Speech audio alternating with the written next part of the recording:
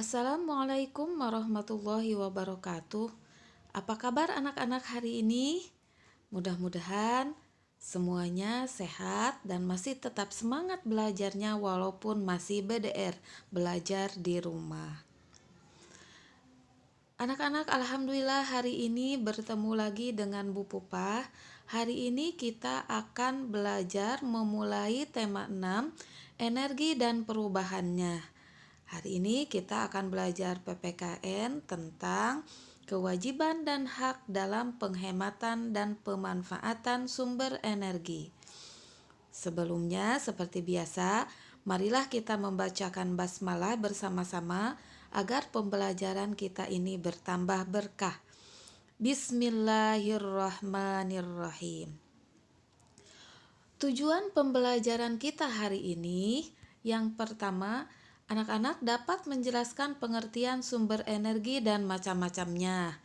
Yang kedua, anak-anak dapat menjelaskan kewajiban dan hak dalam menghemat air. Yang ketiga, anak-anak dapat menjelaskan kewajiban dan hak dalam memanfaatkan sumber energi di rumah dan di sekolah. Kita lanjut ya. Kemarin kita sudah mempelajari tentang hak dan kewajiban sebagai di rumah ya, sebagai keluarga, di sekolah sebagai warga sekolah, kemudian juga di lingkungan ya. Kemudian yang terakhir kita sudah mempelajari tentang hak dan kewajiban sebagai warga negara. Hari ini kita akan mempelajari kewajiban dan hak terkait penghematan sumber energi di rumah dan di sekolah. Anak-anak masih mengingat apa itu energi? Ya, energi itu segala sesuatu. Apa? Energi itu apa? Iya, energi itu kekuatan atau tenaga. Ya, sedangkan semua benda yang menghasilkan energi disebut sumber energi. Allah Subhanahu wa Ta'ala menciptakan bermacam-macam sumber energi, yaitu contohnya yang paling besar sumber energi itu matahari, kemudian ada angin dan ada air. Tumbuhan dan hewan merupakan sumber makanan, jadi merupakan sumber energi juga untuk manusia. Contoh lain dari sumber energi yaitu listrik, baterai, minyak tanah, bensin, solar, aki, dan juga gas LPG. Sumber energi dapat menghasilkan energi panas, energi bunyi, energi gerak, dan energi cahaya.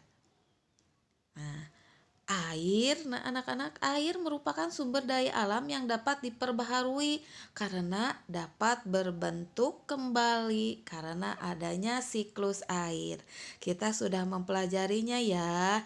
Mengapa air itu tidak pernah habis? Karena air itu memiliki siklus air. Dari laut menguap, kemudian menjadi awan, menjadi hitam awannya, menggumpal, kemudian jadi hujan, turun lagi ke sungai dan ke laut lagi. Itu siklus air.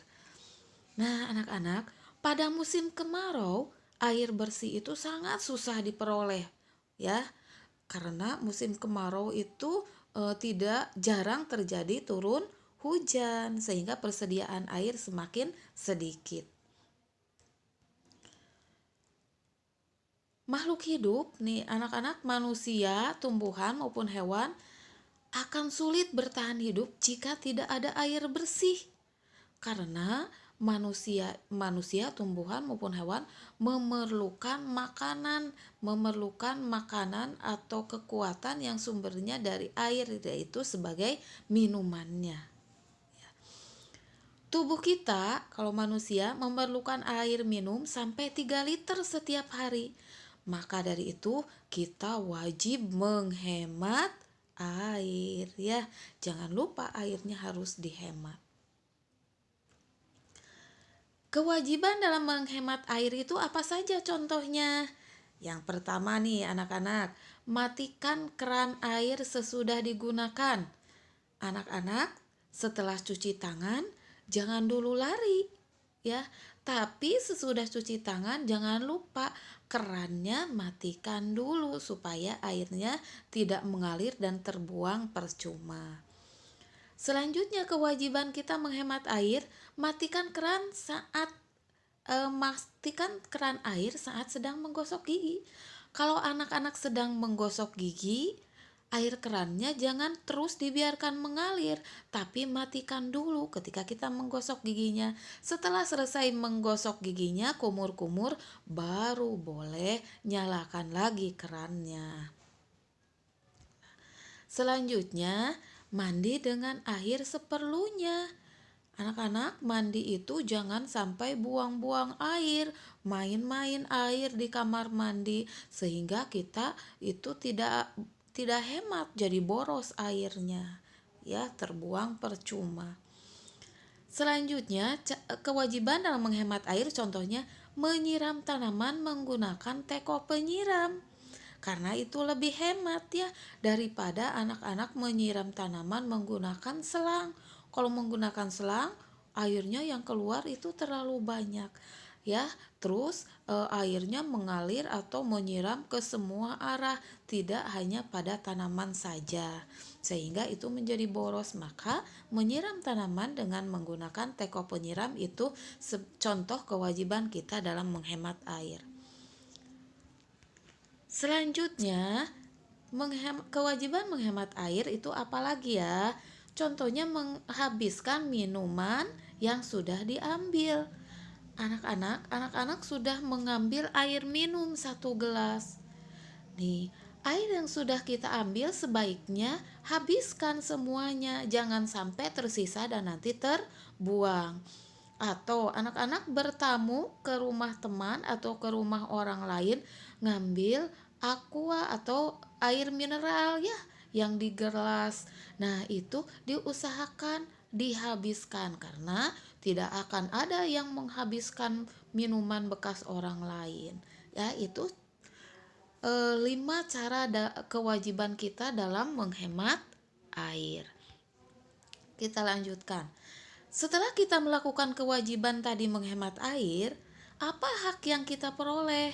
Ya, yang pertama, dapat menggunakan energi secara bebas tetapi bertanggung jawab.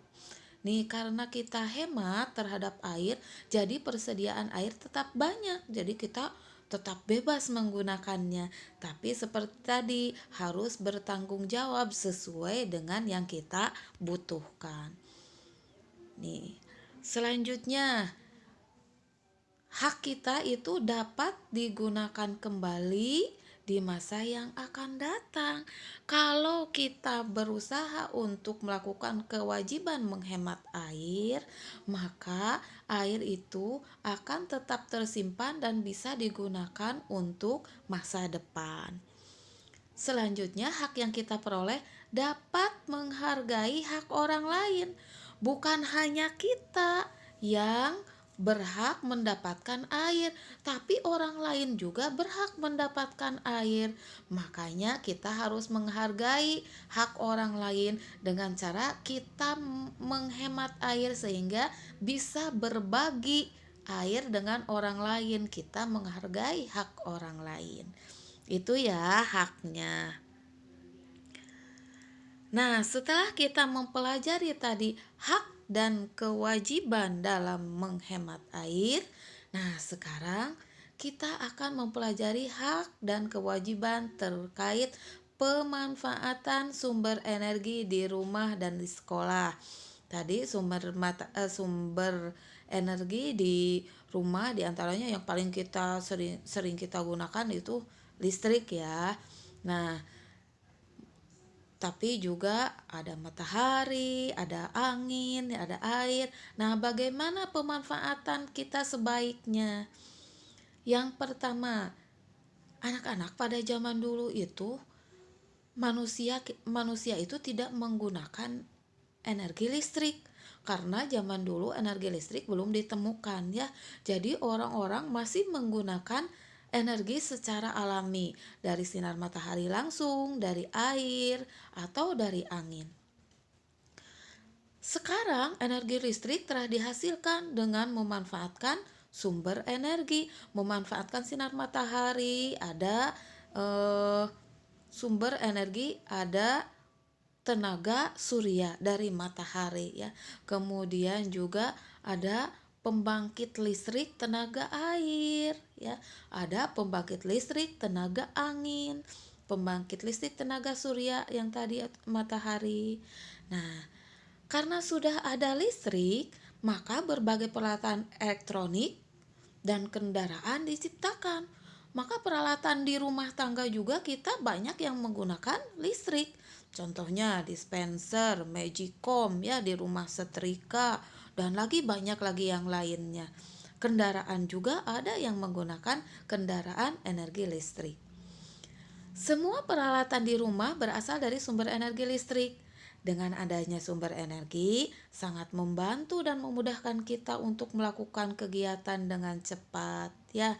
Karena sudah ada energi listrik, maka mama bisa memasak nasi sambil juga menyetrika ya, atau bisa dengan memasak ya, memasak untuk lauknya.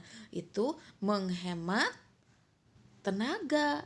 Jadi waktu lebih cepat, melakukan sesuatu lebih cepat selesainya. Kita lanjutkan. Kewajiban dan memanfaatkan atau menggunakan energi. Apa saja ya? Menggunakan sumber energi dengan hemat. Yang tadi ya, sumber energinya harus digunakan sehemat mungkin. Menggunakan energi seperlunya atau dengan bijaksana ya. Kalau kita tidak perlu atau kita sudah menggunakan energi, jangan lupa nih kita gunakan seperlunya saja untuk kebutuhan kita. Kalau sudah tidak butuh, jangan digunakan. Mematikan saklar lampu saat ruangan cukup cahaya. Kalau siang hari cahaya dari luar itu sudah cukup terang, maka di rumah gak usah dinyalakan listriknya. Matikan saja kalau siang hari. Kemudian membuka jendela udara daripada menggunakan kipas angin atau AC. Kalau di daerah yang panas ya anak-anak, siang hari, contohnya ya siang hari, daripada anak-anak menggunakan AC, lebih baik buka jendelanya, buka kaca nakonya sehingga angin dari luar bisa masuk melalui jendela atau ventilasi udara, tidak memerlukan AC. Yang selanjutnya, mencuci baju dengan tangan daripada menggunakan mesin cuci apabila cuciannya sedikit. Kalau anak-anak punya cucian sedikit, 2 atau 3 saja ya, 2-3 potong pakaian, baju atau celana, lebih baik anak-anak cuci pakai tangan saja, dikucek, gak usah pakai mesin cuci karena itu pemborosan ya. Kita akan lebih menghemat dengan menggunakan tangan. Nah, itu diantaranya ya. Kemudian kalau kita menghemat dalam menggunakan energi tadi, maka apa hak yang kita dapat setelah menghemat atau memanfaatkan sumber energi? Nah, hak kita memanfaatkan sinar matahari untuk mengeringkan pakaian ya. Jadi kan ada sumber energi. Nah, hak kita itu bisa menggunakan sumber energi matahari untuk mengeringkan pakaian ya, mengeringkan ikan kalau para nelayan, kemudian mengeringkan juga garam ya, dalam pembuatan garam untuk petani garam. Kemudian mengkonsumsi tanaman sehat hasil dari fotosintesis. Nah, anak-anak, hasil dari sinar matahari, tanaman bisa mengolah makanannya sehingga tumbuhan atau tanaman bisa menghasilkan buah atau umbi atau sayuran-sayuran yang segar ya. Maka kita bisa mengkonsumsinya. Menggunakan air bersih karena kita tadi menjaga dalam memanfaatkan energinya, maka air bersih itu akan tersedia dengan cukup sehingga kita bisa menggunakan air bersih. Selanjutnya, menggunakan lampu listrik untuk penerangan. Jika kita mau menghemat energi listrik, maka energi listrik juga tersedia banyak sehingga kita bisa menggunakan untuk penerangan ya. Nah, selain di rumah untuk penerangan juga untuk keperluan rumah tangga dan pembelajaran di sekolah. Contohnya di sekolah ada lab komputer menggunakan listrik. Di rumah untuk memasak menggunakan Magicom. Magicom membutuhkan listrik. Nah, itu hak yang kita peroleh ya. Anak-anak, kita sudah mempelajari hak dan kewajiban dalam memanfaatkan atau menggunakan sumber energi. Nah, saatnya sekarang kita berlatih. Latihan anak-anak, latihannya silakan buka bupenanya halaman 122, kerjakan nomor 1 sampai nomor 4 di buku tulis jawabannya dengan tulisan yang rapi.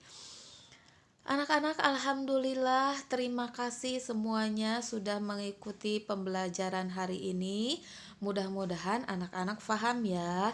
Kalau tidak paham, boleh bertanya langsung ke ibu guru. Terima kasih atas perhatiannya. Tetap jaga kesehatannya, tetap semangat belajarnya, dan jangan lupa berdoa dan sholat 5 waktu. Terima kasih. Assalamualaikum warahmatullahi wabarakatuh.